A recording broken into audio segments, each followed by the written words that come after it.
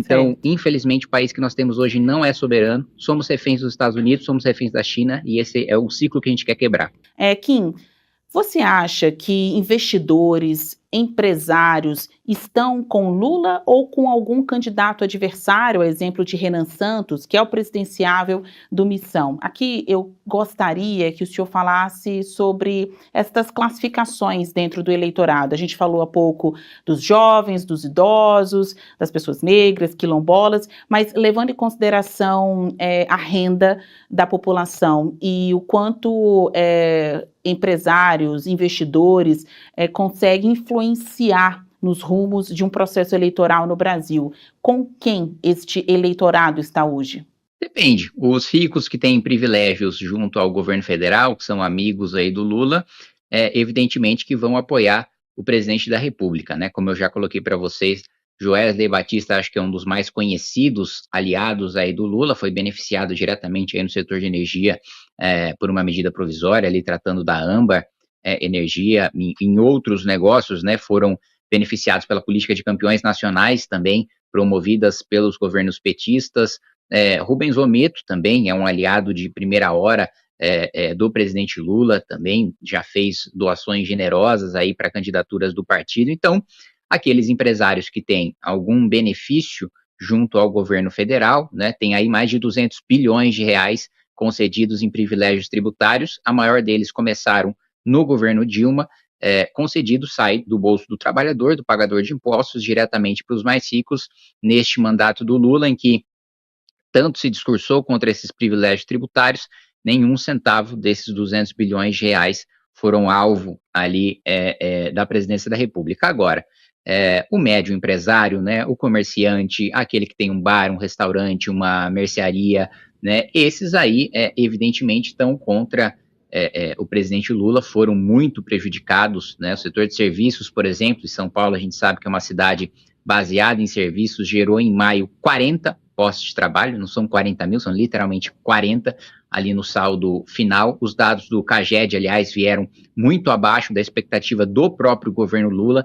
Então, empresários, né, honestos, que pagam seus impostos em dia, que não têm privilégios nem regulatórios, nem tributários, nem setoriais concedidos pelo governo Lula e que não são doadores de campanhas do PT, ou de candidatos petistas, enfim, esses definitivamente não devem estar com Lula nessas eleições.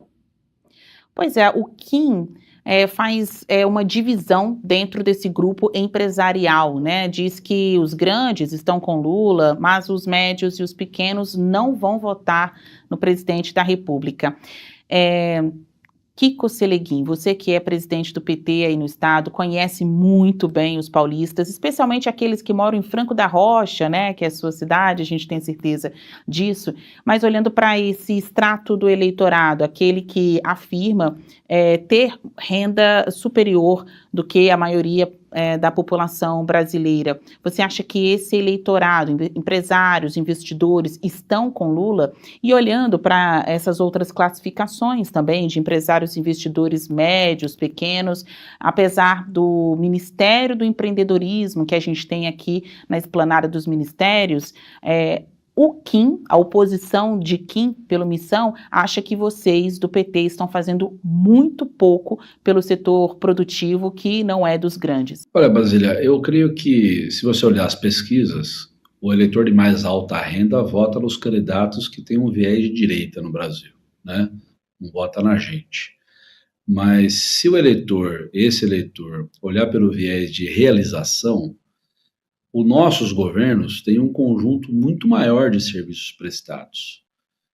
No maior plano safra da história foram nos governos do presidente Lula, que é um conjunto de incentivos com juros subsidiados para o exportador de commodity, para quem produz comida que bota na mesa do brasileiro todo dia, né? O maior plano de agricultura familiar, que esse sim dialoga com a comida do nosso dia a dia, governo do presidente Lula. Agora, um conjunto de legislações que nós aprovamos no Congresso Nacional, não sei direito como é que o deputado Kim votou, mas a reforma tributária é uma reforma que tem o intuito de organizar o sistema tributário do Brasil para estimular o setor da indústria e do comércio. principalmente, né? Acabar com a guerra fiscal e, portanto, com esses privilégios dos quais o deputado fala.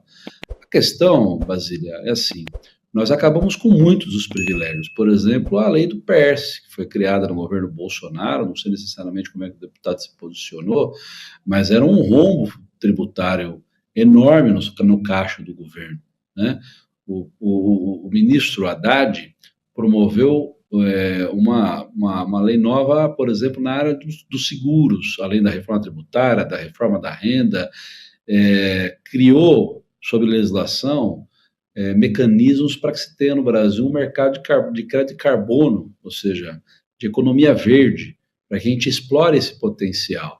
Então, o que a gente se preocupa aqui em Brasília é mostrar um conjunto de realizações concretas. Com relação aos pequenos empresários, nós tivemos agora o Desenrola 2, que atuou para poder saldar as dívidas das pequenas e médias empresas brasileiras. A nossa legislação para as pequenas empresas, o Simples Nacional, é o maior gasto tributário que o governo tem. Então, não se trata de uma questão de realização para Zé, Mané ou João, porque nisso o governo Lula atingiu a todos os setores. Eu acho que tem mais a ver com o comportamento ideológico. Algumas pessoas fazem a decisão do voto por uma luta de classe, e não por necessariamente benefícios que ganham de um governo ou de outro. Porque no governo do presidente Lula, se fosse assim, nós teríamos maioria desse eleitorado, porque foram nos nossos governos que o país cresceu e essa categoria, eu diria, teve mais oportunidade. Agora, o mercado é um ambiente complexo.